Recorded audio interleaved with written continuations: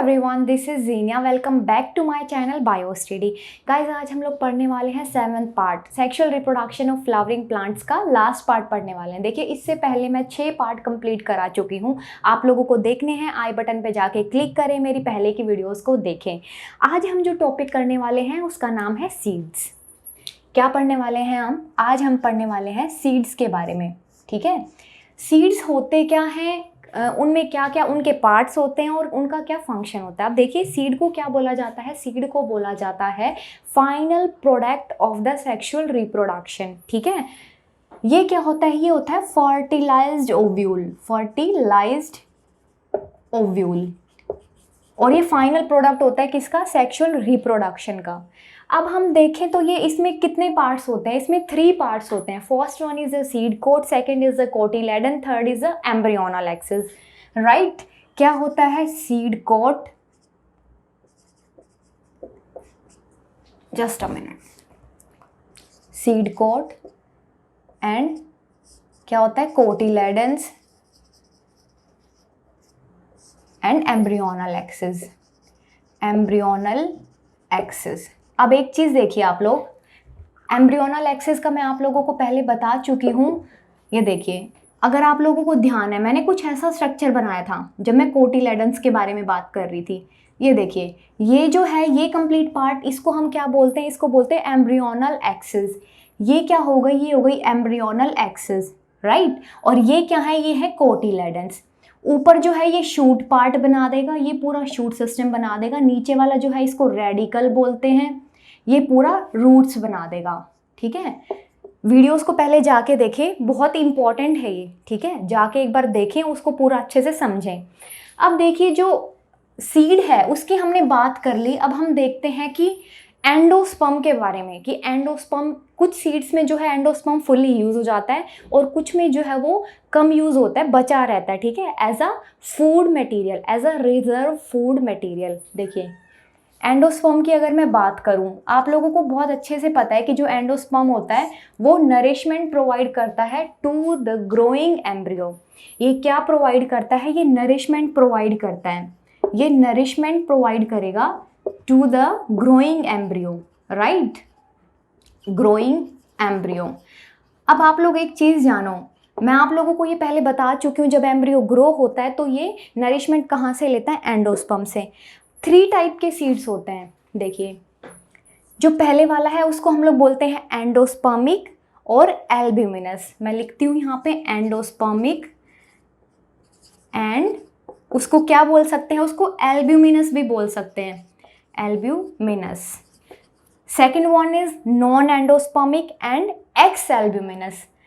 Second one is non endospermic and x albuminous.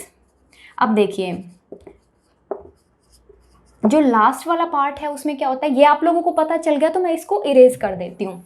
जो third part है उसको क्या बोलते हैं हम लोग? उसको बोलते हैं पेरिस्पर्म। क्या बोलते हैं? पेरिस्पर्म।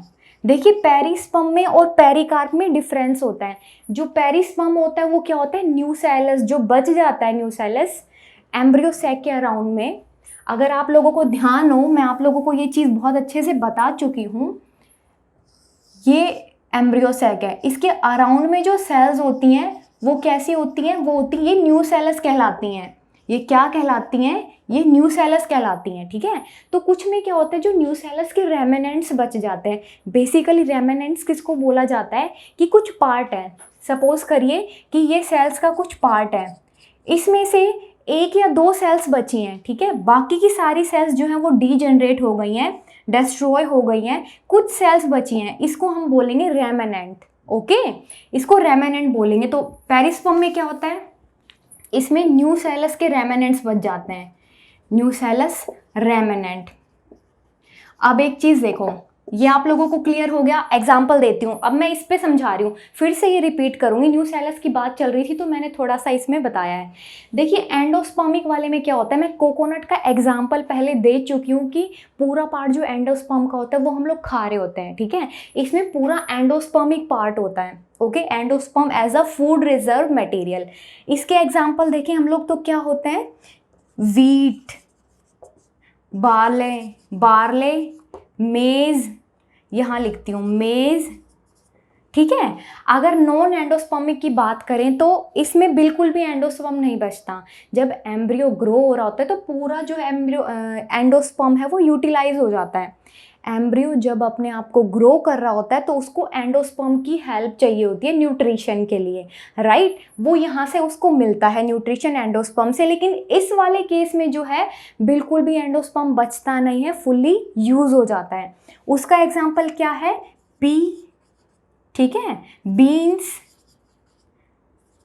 अब देखिए पेरिस्पर्म वाले की बात करते हैं। मैंने बोला पेरिस्पर्म वाला इन दोनों से थोड़ा सा हटके है, क्योंकि इन दोनों में कहीं ना कहीं एक में एंडोस्पर्म है, एक में नॉन आ गया तो उसमें नहीं है। लेकिन जो पेरिस्पर्म वाला है वो थोड़ा कंफ्यूजिंग है। जो न्यूसेलस होता है एम्ब्रियो सैक के अराउंड में, तब एम्ब्रियो सैक की फॉर्मेशन होती है, तो न्यूसेलस जो होता है वो कुछ पार्ट बच जाता है एज अ रेमिनेंट, ओके।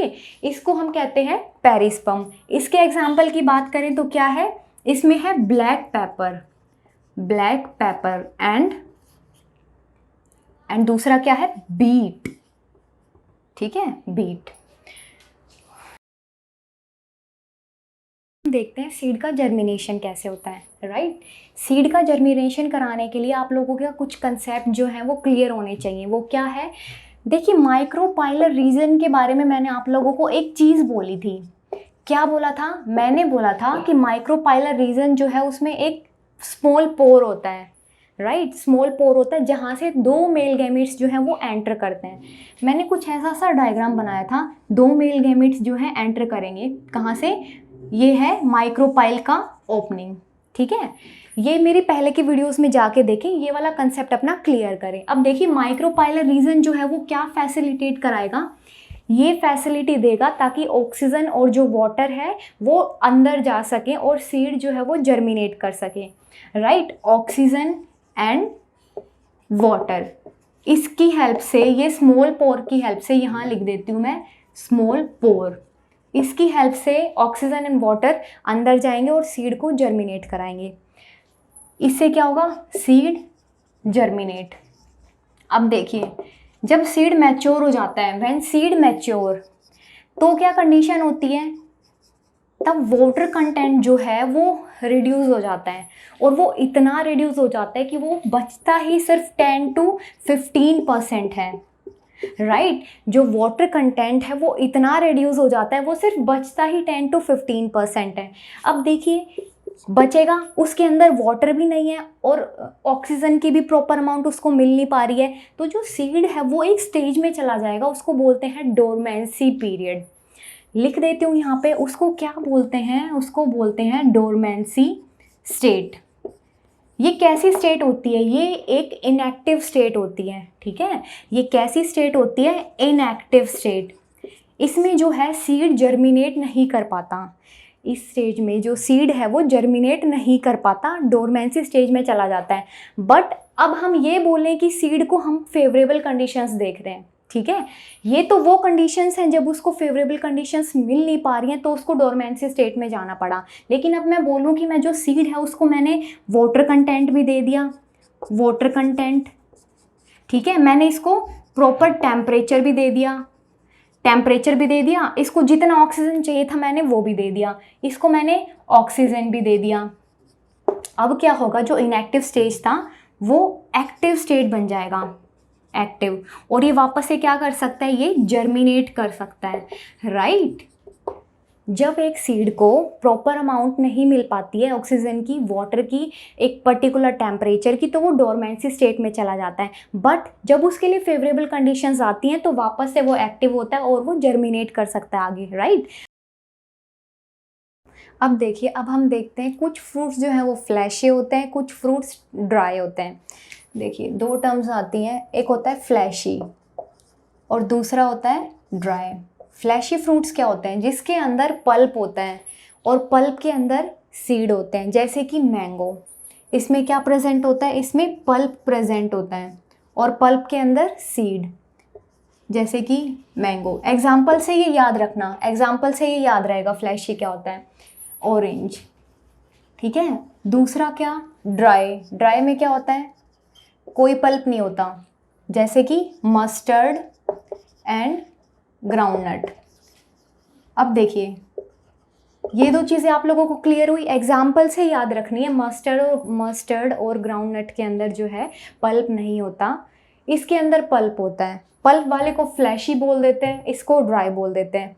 अब एक चीज़ देखिए, एक होता है फॉल्स फ्रूट्स और दूसरा होता है ट्रू फ्रूट्स।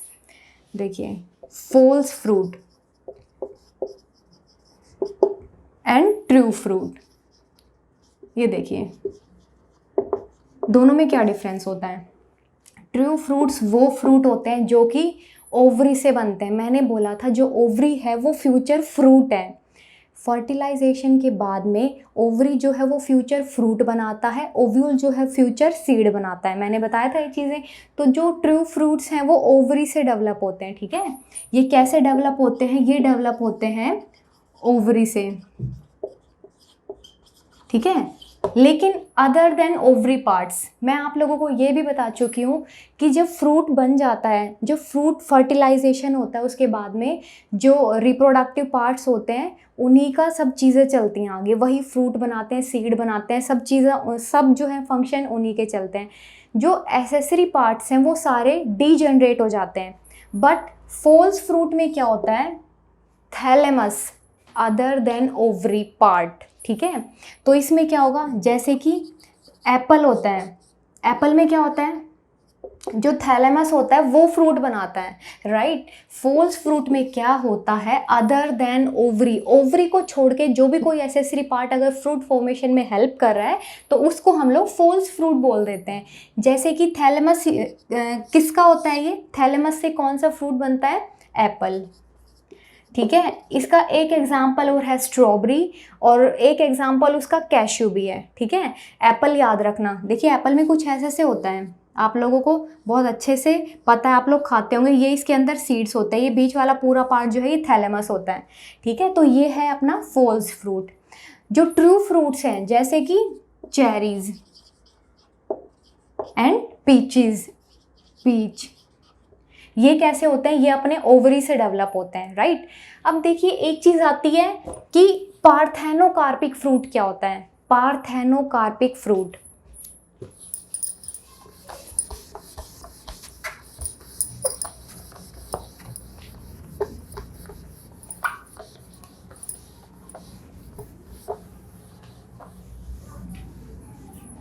देखिए फर्टिलाइजेशन होता है, फर्टिलाइजेशन के बाद में जो ओवरी होती है वो फ्रूट बनाती है। मैं यहाँ लिखती हूँ इसको, फर्टिलाइजेशन होता है, फर्टिलाइजेशन। इसके बाद में क्या हुआ, जो ओवरी है वो क्या बना देगी, वो बना देगी फ्रूट, ठीक है। लेकिन कोई फ्रूट जो कि फर्टिलाइजेशन से नहीं बन रहा, ठीक है, जिसके अंदर फर्टिलाइजेशन होता ही नहीं है, विदाउट फर्टिलाइजेशन, विदाउट फर्टिलाइजेशन,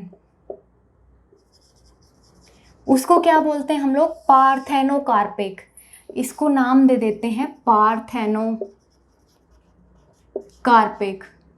ठीक है। इसका एग्जाम्पल क्या है, ये बिना फर्टिलाइजेशन के होते हैं, नाम में ही है विदाउट फर्टिलाइजेशन, इसको पार्थेनोकार्पिक बोलते हैं। इसका एग्जाम्पल जैसे कि बनाना। अब आप लोग सब जानते हो बनाना में सीड नहीं होते हैं, तो क्या होता है, जो पार्थेनोकार्पिक फ्रूट्स होते हैं वो कैसे होते हैं, सीडलेस होते हैं, सीडलेस। अब एक चीज़ देखो, बिना फर्टिलाइजेशन के ये होते हैं, तो इनको हार्मोन इंड्यूस करके भी जो पार्थेनोकार्पिक फ्रूट्स हैं वो बनाए जा सकते हैं। अगर हॉर्मोन्स डालें इसमें, हॉर्मोन्स को इंड्यूस कराया जाए, उससे भी जो है पार्थेनोकार्पिक फ्रूट्स बन सकते हैं। और वो फ्रूट्स कैसे होते हैं, वो होते हैं सीडलेस फ्रूट, जो कि विदाउट फर्टिलाइजेशन बने हैं, समझे। अब देखते हैं एपोमिक्सिस एंड पोलीएम्ब्रियोनी। क्या है एपोमिक्सिस, लिखती हूँ यहाँ पे एपोमिक्सिस एंड पोलीएम्ब्रियोनी। पहले इसको समझते हैं। मैंने बताया विदाउट फर्टिलाइजेशन जो होता है उसको पार्थेनोकार्पिक बोलते हैं, but it is a different type of reproduction. Basically ये होता क्या है, ये होता है asexual reproduction. Asexual reproduction is a type of asexual reproduction. अब देखिए इसमें क्या होता है, ये मिमिक्स करता है।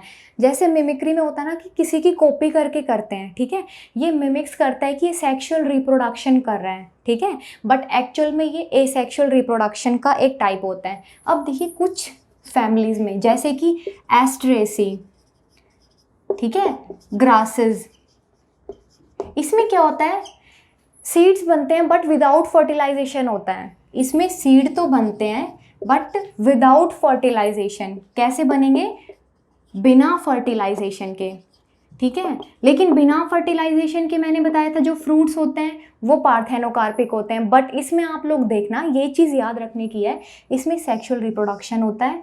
ये मिमिक्स करता है कि ये एसेक्सुअल रिप्रोडक्शन होता है, बट ये मिमिक्स करता है कि ये सेक्सुअली रिप्रोड्यूस कर रहा है, बट ऐसा होता नहीं है, ठीक है। जो सीड बनते हैं वो बनते हैं बिना फर्टिलाइजेशन के। उसको क्या बोल देते हैं, उसको बोल देते हैं एपोमिक्सिस, मतलब मिक्सिंग हो रही है इसमें, ठीक है, मिक्सिंग हो रही है जिसमें बिना फर्टिलाइजेशन के सीड्स बन रहे हैं, जिसका एग्जाम्पल है एस्ट्रेसी फैमिली और ग्रासेस, राइट। अब दूसरा वर्ड है पोली एम्ब्रियोनी। देखिए पोली एम्ब्रियोनी, आप लोगों को नाम से पता चल रहा है कि इसमें बहुत सारे एम्ब्रियोज बनते हैं। पोली मीन्स मैनी, एम्ब्रियोज मतलब आपको पता ही है एम्ब्रियो बनते हैं। देखिए क्या होता है पोली एम्ब्रियोनी में, ये एक ऐसी कंडीशन होती है, मैं इसको बार बार बता रही हूँ ताकि आप लोगों को चीज़ें ध्यान रहे। न्यू सेलस जो होता है वो क्या बनाता है, वो बनाता है एम्ब्रियो सैक, एम्ब्रियो सैक, ठीक है। लेकिन न्यू सेलस में क्या होता है, डिवीज़न, एम्ब्रियो सैक बनेगा और वो उसमें डिवीजन्स होती रहेंगी, तो उससे क्या होगा, इसमें एम्ब्रियोज बहुत सारे बन जाएंगे, इसमें बनेंगे पोली एम्ब्रियोज, ठीक है। न्यू सेलस में तब डिवीजन्स होती हैं तो एम्ब्रियो सैक बनता है, लेकिन वो डिवीजन्स चलती रहती हैं तो वो बहुत सारे एम्ब्रियोज को बना देती हैं। उसी कंडीशन को हम लोग जो है पोली एम्ब्रियोनी बोलते हैं, ठीक है, पोली एम्ब्रियोनी बोलते हैं। और एग्जांपल है सीट्रस, फ्रूट्स एंड मैंगो। इनमें क्या होता है, इसमें एम्ब्रियोज बनते रहते हैं और वो एम्ब्रियोज कहाँ से बनते हैं, वो बनते हैं न्यू सेलस से। न्यू सेलस की जो सेल्स होती हैं उनसे एम्ब्रियोज बनते हैं, ठीक है। आज का हम टॉपिक यहीं पे ख़त्म करते हैं। कल की बिल्कुल भी क्लास मिस नहीं कर रही है क्योंकि कल मोस्ट इम्पॉर्टेंट होने वाला है, जो कि हम सारे प्रीवियस ईयर के क्वेश्चन जो हैं वो डिस्कस करेंगे। यहाँ पे जितने भी इंपॉर्टेंट क्वेश्चन हैं मैं सारे कराऊंगी। कल की वीडियोज़ को मिस मत करना। अच्छा लगा तो लाइक करें, शेयर करें एंड सब्सक्राइब करें। कल मिलते हैं, बाय।